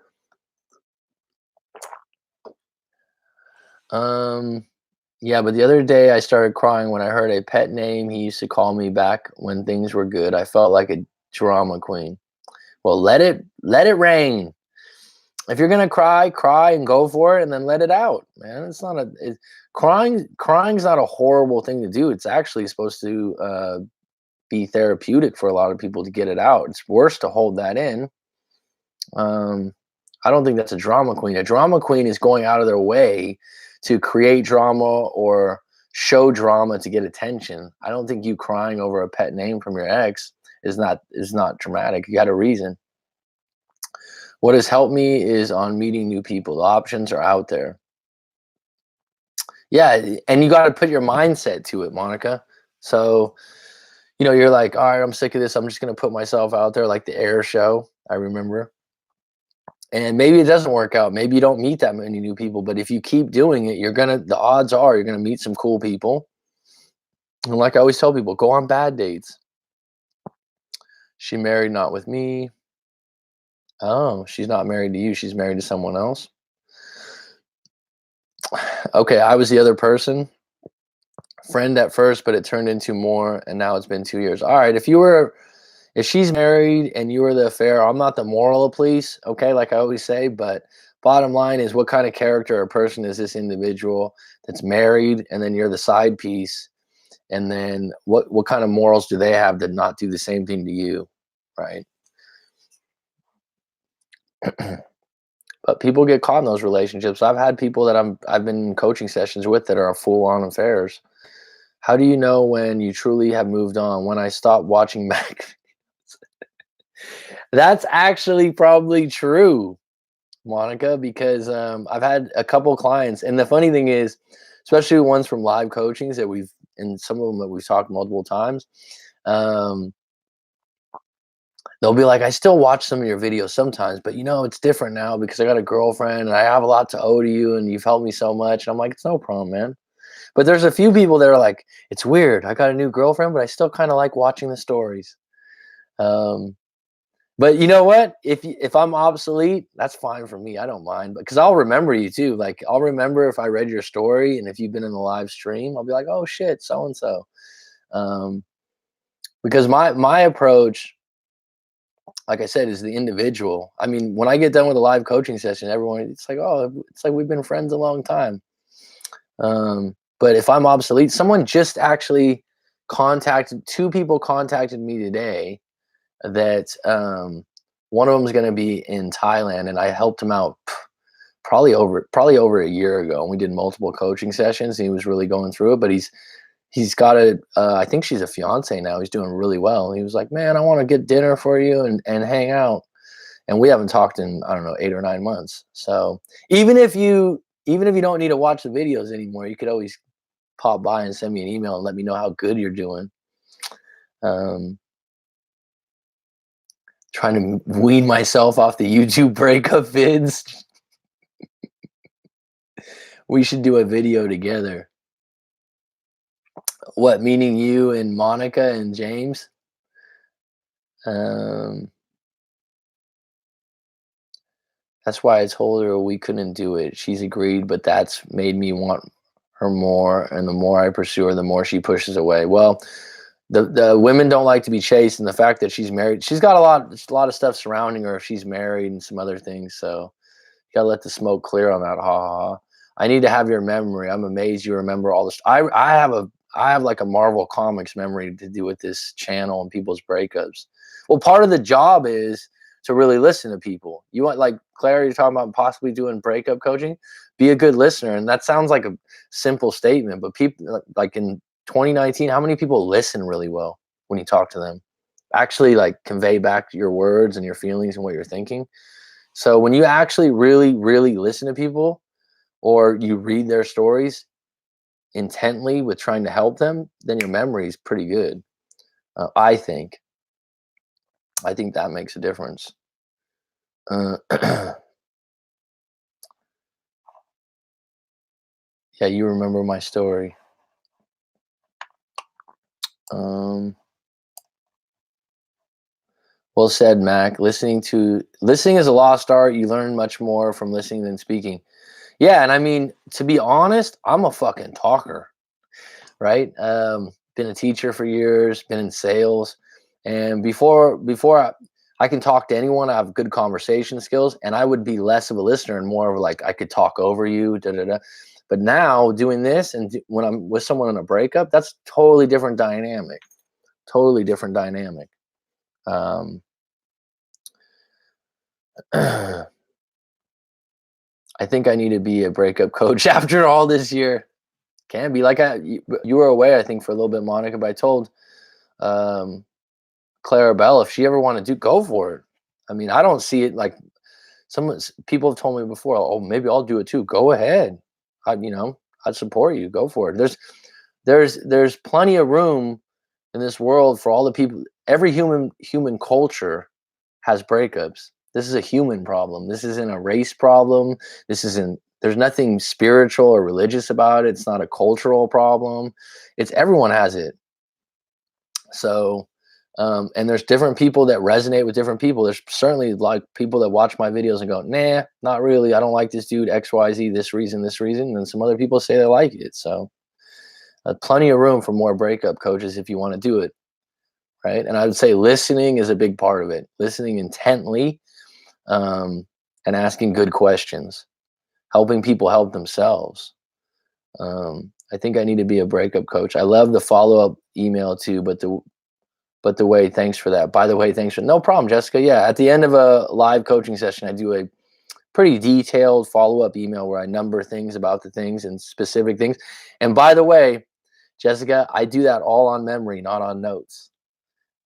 Someone else was telling me that's helping me out with my channel and organizing this. You're like, eventually you're going to have to start writing notes for that. You're going to forget. Not yet. But like I said, part of that is listening, asking questions, not checking my phone while I'm talking to you for an hour and a half. Hello, I'm happy to join this live stream in the evening after work. Hello, Shali, if I said that correct. You've been on before. I've always been an attentive listener. It's a skill now. I like hair and makeup videos. I remember you, Shali. Yeah, I remember you. I don't remember your exact questions, but I remember you being on this live stream before. Yeah, I did wonder about the notes because that was a long, detailed email. I didn't see you take any notes while we spoke. Crazy. It is crazy. It is crazy. Like I said, it has to do with intently listening and actually being interested in what you have to say and actually responding to what someone says. There's an art to it. Someone that I talk to regularly, he's like, you got a special talent, man. I need to let the smoke clear. It makes so much sense since that's why I have to let go and not pay her 1200. I mean, that's it. Like I said, if you're doing it from the bottom of your heart to pay a rent, or you're doing it because you think this will help out your relationship, those are two different things, man. And on top of that, the longer you pay someone's rent, the more it's expected. The more it's expected, the more it's going to hurt them and really upset them when you stop. Right?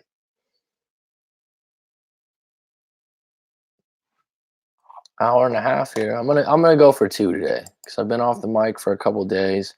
I got a couple videos to upload for you guys because people are getting upset that watch the channel regularly that I'm not doing my story responses, but they're coming. I got a couple of them coming. Let's see here. Anyone want to throw a couple likes up if you like the video? I always feel like that's such a funny thing because people, oh, you get your likes up. Ask people to say. It took me a while to say, hey, can you put the likes up? You think people already know that, but once you say it, they do, and then it's supposed to somehow help your channel by getting more likes, right? But if it wasn't for that, I'd be like, why would I ever ask someone for that? If you don't like it, you don't like it. Any more questions related to our topic, needing closure? Anything else? Shali, you just entered the conversation. I'm on an hour and a half. I think I can go another 30 minutes. Anyone else want to chime in? We have a couple breakthroughs here. Clarabelle wants to maybe pursue being a breakup coach, and Monica, you guys can be maybe sidekicks and collaborate right away because you're interested too, right? But James is the one with the quotes, right? He's been coming with the quotes. And I think Clarabelle and Monica, you have something in common. I think you guys are both in the medical field. So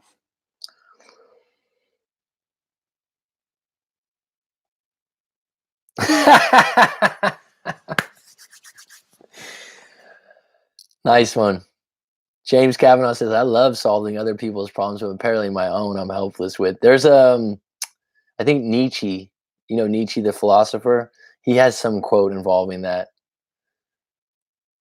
My friends think I'm wise except for myself. Agree with James. Yeah, it's always easier. Sometimes I'm talking to people and I'm giving advice and I go, "Look, man, I know it's a lot easier for me sitting in this chair right now telling you what I'm telling you than you sitting in your chair, but this is what needs to be done," or this, like, because it's true. It's easier said than done, and it's easier not sitting in those shoes. But it takes a special person to actually listen to someone else's problems with compassion, because not everyone cares. You have friends out there that are your good friends that like to maybe party, or your favorite friend to watch a ball game with, or go fishing with, but they don't want to hear about your fucking breakup problems, or someone just wants to talk about their problems. So there's a special kind of person that's willing to help with other people's problems. And we all have problems. And the fact is, what's really fucking interesting about this is everyone's into Jordan Peterson right now, or he's quite popular, right? Everyone knows Jordan Peterson, which is a cool dude. I mean, he's a psychologist, he's a professor, um, speaks like a philosopher. He has that book. What is it, the 12 steps or something? I have the book on audio, and it's okay. I mean, it's a self-improvement type book. He gives good advice. There's nothing groundbreaking. It's the way he conveys it, and he has all these YouTube videos. But here's what's really interesting about Jordan Peterson. Yeah, everyone knows Coach Corey Wayne. Um, Jordan Peterson was on like Joe Rogan or one of these things, right? And here's this guy that comes off really wise, really smart. He helps a lot of people out there. He's a professor. He's got this New York Times bestseller. And he goes, "Oh yeah, I've suffered from severe depression all through my 20s. Like real depression too, man. Like real depression. Like depression that's and I'm like, what the hell?" I'm like, here I am thinking like this is the guy you go to if you're depressed. But here's the flip of that. Because he suffered depression, he has the compassion, he has the toolbox, he has the know-how, and he also understands where someone's coming from and can be much better at helping someone with that. But when I first heard it, I'm like, why would someone go to someone that's been severely depressed all through their 20s and somehow be an expert on helping them? But that's the reason why, right? I couldn't be helping you guys if I hadn't been through a couple bad breakups. I couldn't, because I couldn't be compassionate of the situation. The money, it's the issue for me at all. It's the reason for me doing it, and which is only hanging on to her and not getting anything in return. I feel so stupid right now because I know better. Just don't. Here's the thing. Don't feel stupid. Stop paying the rent and move forward. This is a bad situation for you, and you getting this out on this live stream is a good situation, right? Reread this shit that you're writing right now and just go, I'm done. I did the right thing for it. Instead of saying it was stupid, go, I helped out a single mom for a little while. We had good intentions. We had a little side relationship going. I'm moving forward. It's done. And part of me moving forward is not paying the rent anymore. Don't make it stupid. Everyone knows Coach Corey Wayne. I don't know why you put that, but yeah, everyone knows Coach Corey Wayne. Okay. I don't know where that came from.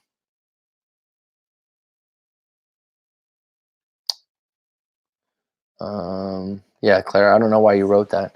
Maybe I'm missing something. It's funny how you can have emotional clarity when you look at someone else's situation, but it can be so hard to view your situation logically. That's why, take it a step further, James, is like people sending me their story and not knowing me, they're way more apt to listen to my take than if it's your brother or your cousin or your friend. Because if your brother or your cousin gives you advice on something, you're like, what the fuck? You're the one that got cheated on 5 years. Like in your head, you have a background check on them. So you're already thinking, are they credible or not credible? The money isn't the issue. Okay. One thing I've seen is a lot of labeling of the ex as a sociopath. The big one, especially women doing this, and I'm not singling out women, but I just see this all the time, is they always call their ex a narcissist. Could be true. I don't know.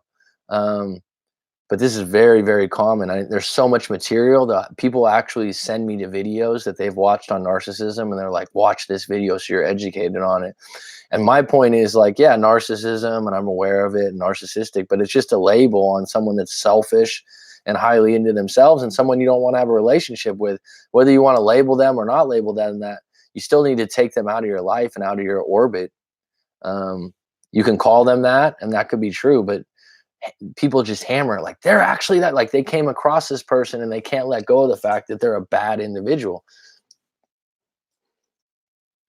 when actually you were not compatible. Good point, Monica. The ex is not as horrible as you make him or her. I mean, there are some ones that are pretty shitty, but at that point, you're better off without them, right? Um, Agreed, Monica. People want to diagnose their ex and try to rationalize the breakup. Early on, there was a lady that was calling her ex narcissistic, and I said something. I forgot what I said to her. And we had a few live coachings, and we had good live coaching sessions, good rapport and everything. And she got really upset that I wasn't backing her up, that this guy was a narcissist and I didn't know enough about it, and I needed to educate myself on what a narcissist was and to watch this video. And I was like, okay, regardless if he is a narcissist or not a narcissist, you guys are broken up. I mean, that was from 5 years ago that you were together, and you holding on to the fact that he's this or that doesn't really serve you moving forward. People with those disorders are very rare, although our culture is definitely becoming more narcissistic. They are. James, the narc term is so overused. I agree, Monica, but I mean, I've had people get upset about that. There's some YouTube videos that go deep on this narcissism thing. Like I said, one of my clients was like, "You need to watch this." I'm at the end of the day, these labels and stuff. I mean, how are they serving you? And if you got out of a relationship that was someone like that, good on you. Moving forward, be done. Charlie, I think I have no chance to reconcile with my ex. Already 1 year. I'm doing no contact almost since then. My life is good and I am better than before. Typically, my anxiety. Well, if you're better off, then you don't want to reconcile. You don't need to reconcile, and you're in a good place. Got to watch the labeling. I agree. But part of me still wants to have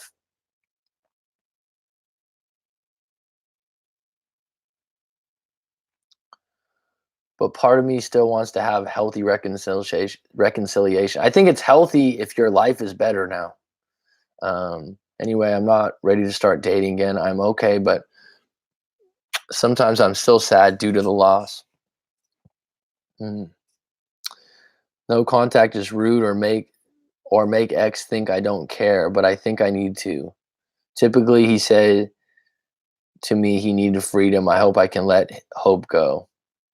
Yeah, you need to let go of hope and trying. Once you're in 1 year of no contact, you're doing really well. You're feeling better about yourself. Move forward.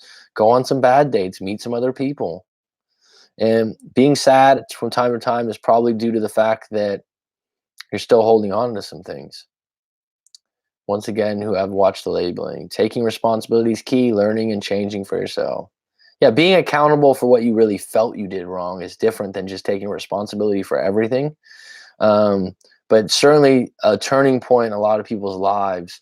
The biggest growth you can make is taking responsibility for what's happened. In a breakup, that could be different. Should I stay friends with my ex? Because I understand that he did lots of good things for me, and I can't just stop talking with him if he texts me. It's he who broke up with me. Um, I can't stop talking with him if he texts me. Actually, you can. So that's a choice. If you want to stay friends with your ex, that's up to you. The only reason I'm telling, if you're staying friends with your ex because you want to get back together, then that's a covert contract. That's a misleading way of trying to get them back. You're being dishonest. But if you really just want to be friends and you feel like you can be in that lane and be in that percentile of people that actually can be friends when they break up, do it.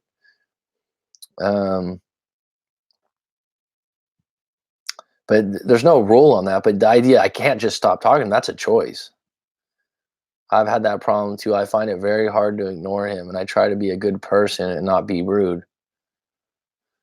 Yeah, but you talking to that person over and over again and getting the same outcome and being neglected, um, and not being in a good, healthy relationship, it's hurting you long term. So the idea of being rude or a good person, I would say that if you're a good person as an individual, if that individual takes it as you being rude, so be it.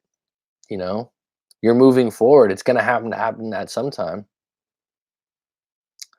Want to be his friend. Yeah. Hearing about his dates and new girlfriend doesn't sound fun because that's what actually being a friend would be.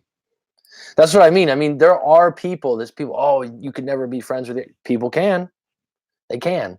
Is it common? No. If you go into it with the intention of like friends with benefits, then someone's going to get burned. Friends with benefits, someone always loses because someone always goes, "Oh, I got the door open. I can mess around with whoever I want." Someone else goes, "Oh, yeah, I kind of just wanted to see if this would work and we'd become something." Okay. And then if you just aren't friends because you think that might get you back together, that leaves someone hurt too. Does it work sometimes? Sure. Thank you too. Um,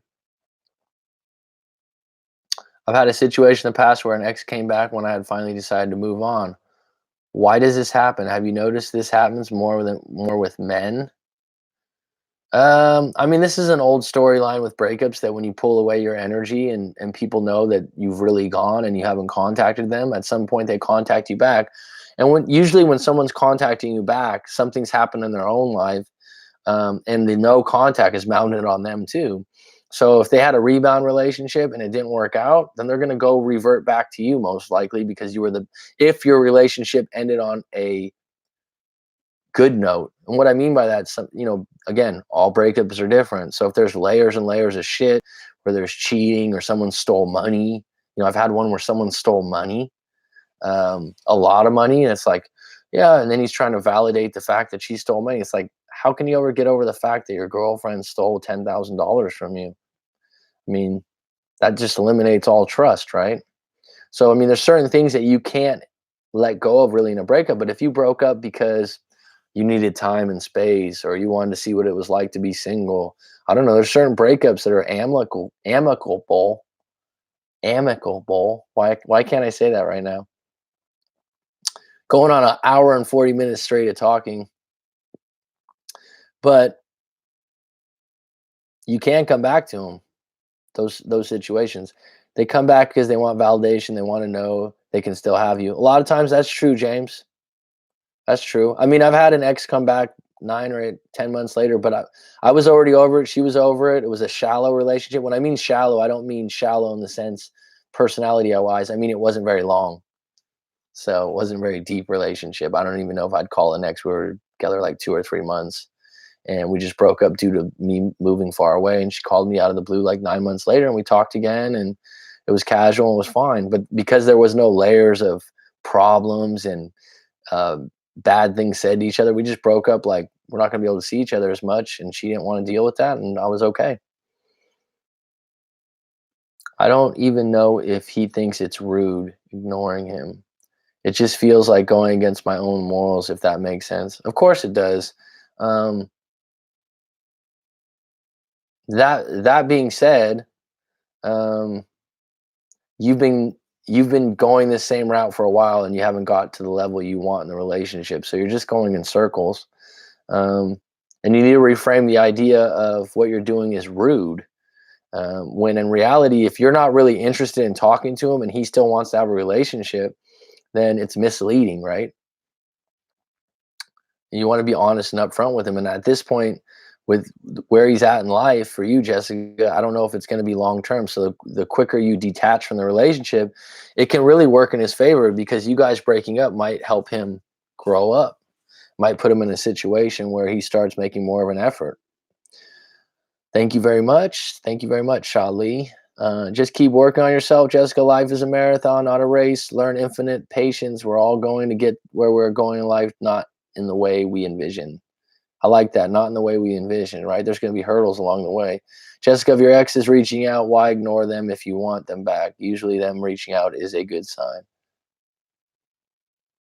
Yeah, her situation's a little different. Good question, though, James. Good question.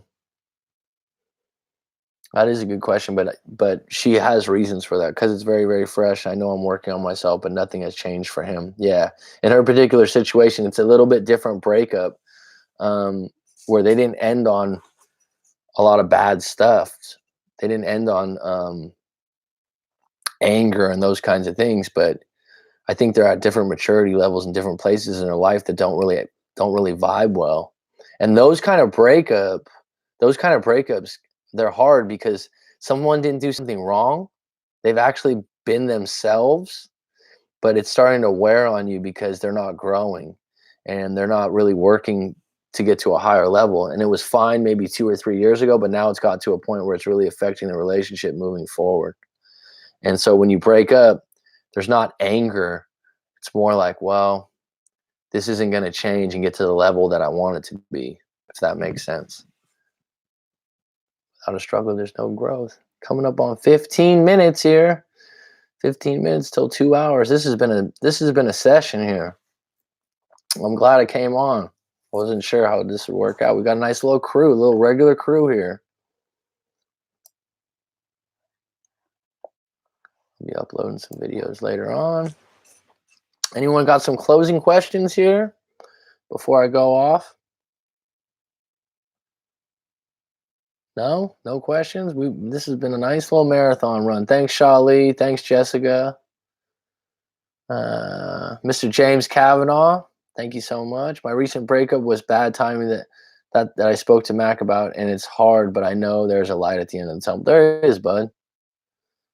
Let's all get together and move on together. You're doing it right now, Monica. Hopefully this is therapeutic in these live streams to talk to everyone a little bit, talk to myself, and hopefully, 1% better is, 300 times better in a year. It takes time. It takes time, and you get those small victories like the air show, right? So, anyone have some closing questions here? Closing questions. It's kind of funny. We did this movie one for streams, and someone had suggested this movie, and I had forgot about The Ugly Truth. That was kind of a funny movie. I mean, it's a cheesy kind of comedy, but it's in Sacramento by where I'm at right now too. That was a funny, interesting take. A little bit of a cheesy end, but I don't know if one of the people on this current live stream had recommended it before, but it just came on TV last night, and so I watched it. Anyone else with some closing questions here? I'm coming up on 10 minutes left.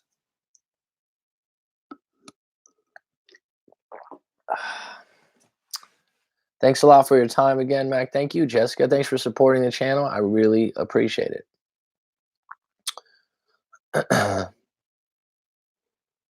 What do you guys think of this background? That really looks like an old grandma's room, huh? Anyone else before I close this out? Any other questions?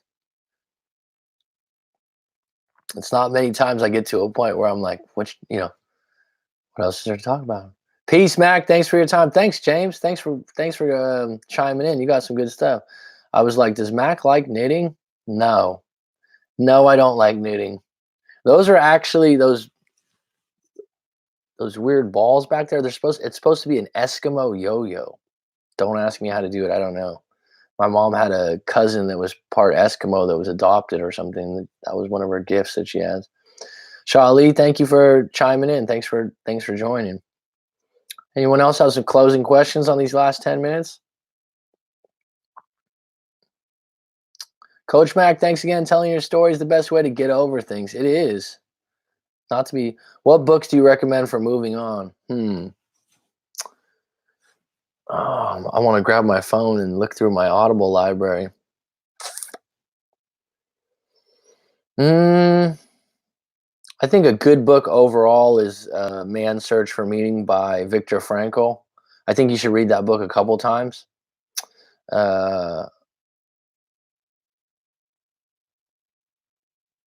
Yeah, Man's Search for Meaning. Because I wouldn't just go into a book that's just about breakups. I think if you want to go a little deeper, that would be one. Man's Search for Meaning by Viktor Frankl. The Subtle Art of Not Giving a Fuck by Mark Manson's kind of self-improvement, but it's different.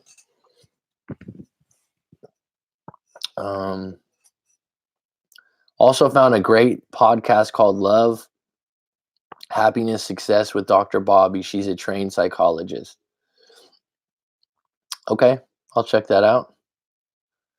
I'll keep that in mind.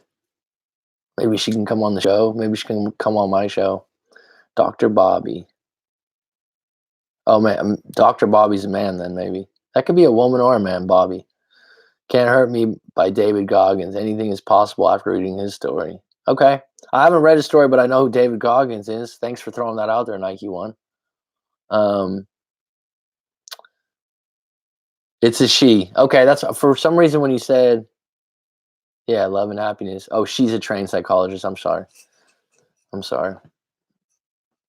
I watched talks by a Buddhist monk named Ajahn Brahm. Ajahn in Thai means professor. For the Zen mindset and all, I recommend it. Okay. There's so much stuff out there, isn't there? There's so much stuff. Sometimes, Monica, I'm gonna think of probably another couple books. What happens is like someone will ask a question like that, and then a few like over a day or two, I'm like, "Ooh, I forgot that book." Um, and I still have to read Spiritual Graffiti or listen to the audiobook. I haven't checked that out yet. Yeah, he has a master's in physics or something. Maybe that's why the name. Physics is really um, neurology is really interesting to me. Dr. Joe Dispenza, I like his stuff. If you guys ever come across him, um, he's all over YouTube. There's a book I really like about him. Oh, Nav34D, you came in late. Do you think blocking is the way to go in order to let go fully? In your particular case, yes. I've read your story. Um, Anytime you have access to social media, you're going to check it. So, any book on human psychology is great. You'll come to learn why people do things in cycles. Yeah, that's true. Patterns and cycles. There's so much good stuff. As I watch, I watch lectures all the time. You know, people. You should look into NLP too. I don't know if people have looked into. If you know who Tony Robbins is, that's what he's trained in. That's an interesting thing that I've studied a bit on about regret with regards to communicating with people and listening better. You won't regret it, Max. Spiritual Graffiti is great. I'm gonna check it out for sure. I have it on my list. Uh, but NLP is a style of that has nothing to do with letting go or anything like that. But it's a form of communication, something that you guys, if you are interested in Zen Buddhism and personality traits, NLP is something to give some time to and look at. Neuro linguistic programming. Mm, only a few more minutes here, folks. Anyone else want to chime in? Mm, yeah, it's coming to that point. 5 minutes. No? Any quick questions before I go? Thank you so much, Monica. Thanks, Jessica. Tony Robbins, some of his stuff is very greasy salesman. Yeah. I mean, I will say this though. You know what you should watch for Tony Robbins that I thought was if he was acting in that or being a cheesy salesman, because I know Tony Robbins when he was that like 12 o'clock at night marketer or whatever, you know, like those late night infomercials. And he says that's one of his biggest regrets because people think he's kind of cheesy for that. But there's a documentary, I'm Not Your Guru, on Netflix. That is pretty interesting about him to see him work in that light. That's pretty interesting. A lot of people turn the corner after seeing that. It's called maybe you've already heard of it, but I mean, there's one scene in there that almost makes you cry. I really appreciate everyone's help and advice. Thank you, especially Coach Mac. I'm going to book a session. I hope so. I hear that a lot on the show. You're more than welcome, man. And like I tell everyone else, if you're not happy with it, it's not helpful or useful, you can request your money back. Haven't done it yet, but yeah, it was good, right, Monica? It's good. I mean, I know what you mean though. Like some of his other stuff's passe, but like his book, Awaken the Sleeping Giant and stuff, the core message of it is good. But his background's NLP. Talk about someone that's highly successful that has no degree. So he like people talk about, oh, you need a master's or you need psychology. He doesn't have a degree in anything. He just studied NLP. One thing that he actually even changed his name. He has a totally different name. Dr. Joe Dispenza. I like Dr. Joe Dispenza. I can't think of the book. It's a long name book. The Art of Changing Your Personality or something like that. I really like that book. He's a chiropractor. Yeah, you're right. By trade. He has a great story though. Like he talks a lot about manifesting things and stuff, but breaking the habit of being yourself. Thanks, Daniel. Thank you, bud. Um, Joseph Rodriguez, who's a friend of mine, actually has a great. Um, I don't know if I spelled that right with his name.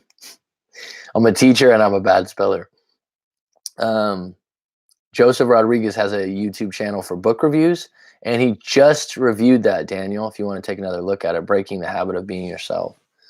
Um, he does like an hour-long mind map book review, and I'm planning on doing something like that in the future. He does it really well. That's his channel, and then he does different books. A lot of it's entrepreneurship, but a lot of it's subconscious based. Um, but great channel, good dude, good friend now. We've talked a few times on Skype. Breaking the habit of being yourself. Like when I first read that, I'm like, I don't know if that's a good, but the way he breaks it down, I think it's actually useful in dealing with a breakup in some ways. This was very helpful and a lot I needed to hear. Well, thanks. Are you a subscriber to the channel, ha ha ha, or how did you come about across the live stream? I should be doing more of this so I can. People were telling me before though they really like the live streams right now because having 10 to 20 people is nice because everyone can ask questions and get them answered. So being that we don't have 100 or 200 people, maybe this is nice for you guys. People keep telling me, I want your channel to grow. And that's the aim. Helpful and useful information. Hopefully we can laugh along the way a few times, which I think we did a little bit. So I'm glad this was useful for you, bud. And look forward to possibly doing. It is. That was the first book I read when I was going through my breakup. Oh, okay. There's another guy that I did a live coaching session with. He's like 22, 20. He loves Dr. Joe Dispenza. And I was like, you like Dr. Joe Dispenza too? Yeah, he's got a good way about him. Then they have Bruce Lipton.